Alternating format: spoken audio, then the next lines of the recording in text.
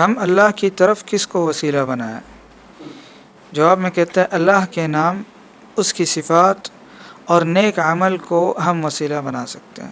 یعنی 3 چیزوں کو ہم وسیلہ بنا سکتے ہیں: اللہ کے ناموں کو اور اس کی صفات کو، اور جو نیک اعمال ہے ان کو وسیلہ بنا سکتے ہیں، اور ان کے علاوہ کوئی بزرگ ہستی، کوئی نیک ہستی، ان سے یہ کہہ سکتے ہیں کہ وہ ہمارے لیے دعا کرے کہ اللہ تعالی ہم کو یہ چیز عطا کریں. تو یہ 3 چیزیں ایسی ہیں کہ جن کو انسان وسیلہ بنا سکتا ہے. اللہ رب العالمین قرآن کریم کے اندر ارشاد فرماتا ہے وَلِلَّهِ الْأَسْمَاءُ الْحُسْنَى فَادْعُوهُ بِهَا. اللہ رب العالمین کے بہترین نام ہے، انہی کے ذریعے اللہ سے دعا کرو. انسان کوئی چیز اللہ تعالیٰ سے طلب کرتا ہے تو اسے چاہیے کہ وہ اللہ رب العالمین کے اسماء حسنہ کا وسیلہ لگائیں، یا اللہ رب العالمین کے صفات کا وسیلہ لگائیں، یا جو اپنے نیک اعمال ہے ان کا وسیلہ لگائیں. اس لیے کہ نیک اعمال کا جب انسان وسیلہ لگاتا ہے اور وسیلہ لگاتے ہوئے اللہ رب العالمین سے کوئی چیز طلب کرتا ہے تو اللہ رب العالمین اس کو وہ چیز عطا فرماتا ہے. یاد کرے اس واقعے کو کہ اللہ کے نبی علیہ الصلوۃ والسلام نے ذکر فرمایا کہ 3 لوگ تھے جو غار میں پھنس چکے تھے، تو ان 3 لوگوں نے اپنی نیکیوں کا وسیلہ لگایا. ایک شخص نے اس کے والدین کے ساتھ جو حسن سلوک تھا اس کا تذکرہ فرمایا.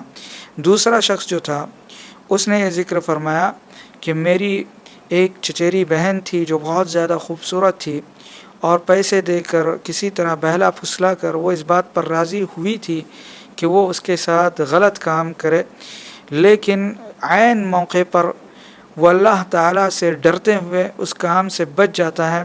یہ اس کو نیک عمل تصور کرتا ہے، اور یقیناً یہ نیکی کا کام ہے کہ وہ اللہ رب العالمین کا تقوی اس کے دل میں اس قدر گھر کر جاتا ہے کہ وہ اس برائی سے، جب کہ وہ اس کے منہ تک آ پہنچی ہے، اس برائی سے نجات حاصل کرنے میں کامیاب ہوتا ہے.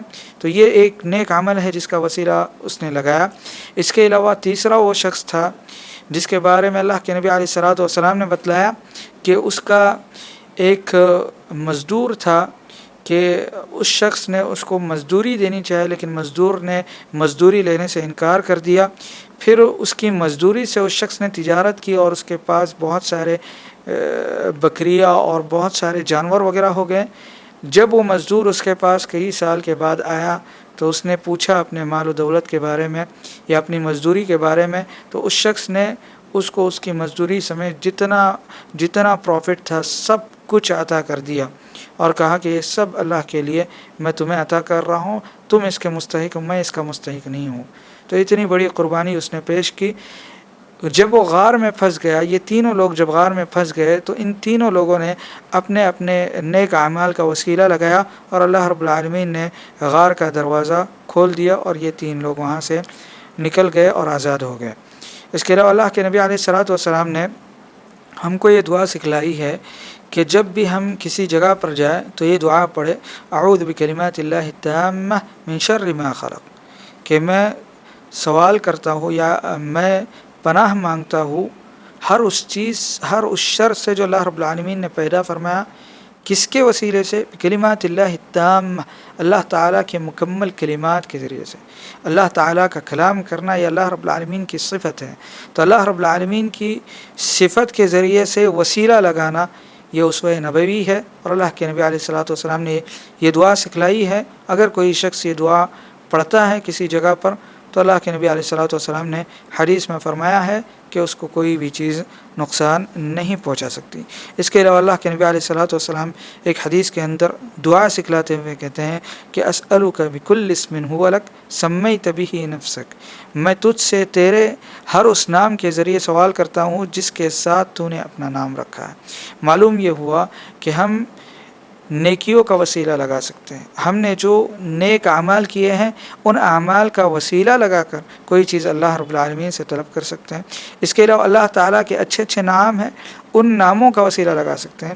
اس کے علاوہ اللہ رب العالمین کی صفات ہیں، اللہ رب العالمین کی جو خوبیاں ہیں ان خوبیوں کے ذریعے سے ہم اللہ رب العالمین سے کوئی چیز طلب کر سکتے ہیں. اس کے علاوہ جو نیک اور بزرگ لوگ ہیں جو حیات ہیں ان کا وسیلہ ہم لگا سکتے ہیں، اس لیے کہ حضرت عمر رضی اللہ عنہ کے زمانے میں جب قحط ہوا تھا تو حضرت عمر رضی اللہ عنہ نے عباس ابن عبد المطلب جو اللہ کے نبی علیہ الصلوۃ والسلام کے چچا تھے ان کا وسیلہ لگایا، اور حضرت عمر رضی اللہ عنہ نے اس وقت کہا بھی، استسقاء کی نماز کے بعد انہوں نے کہا کہ استسقاء کی نماز کے دوران انہوں نے کہا کہ اللہ رب العالمین، جب اللہ کے نبی علیہ الصلوۃ والسلام حیات تھے تو ہم اللہ کے نبی علیہ الصلوۃ والسلام کے توسط سے اللہ تعالیٰ سے دعا کرتے تھے کہ وہ بارش کا نزول فرما، لیکن جب اللہ کے نبی علیہ الصلوۃ والسلام کا انتقال ہو چکا ہے تو یہ بزرگ آدمی ہے، اللہ کے نبی علیہ الصلوۃ والسلام کے خاندان سے ہے، ہم ان کا وسیلہ لیتے ہوئے آپ سے یہ طلب کرتے ہیں کہ آپ بارش کا نزول فرما، تو بارش ہوتی تھی۔ راوی حدیث نے اس کو ذکر فرمایا ہے۔ تو بہرحال یا تو بزرگوں کا جو حیات ہے، جو زندہ ہے، جو نیک لوگ ہیں، ان کا وسیلہ لگایا جا سکتا ہے۔ ان کے وسیلے لگانے کا مطلب یہ ہے کہ ان سے طلب کیا جائے کہ میرے لیے دعا کی جائے۔ اس کے علاوہ نیک اعمال کا وسیلہ لگایا جا سکتا ہے، اور اللہ رب العالمین کے جو اچھے اچھے نام ہے اور جو ان کی صفات ہے ان کا وسیلہ لگایا جا سکتا ہے، یہی شرعی وسیلہ ہے۔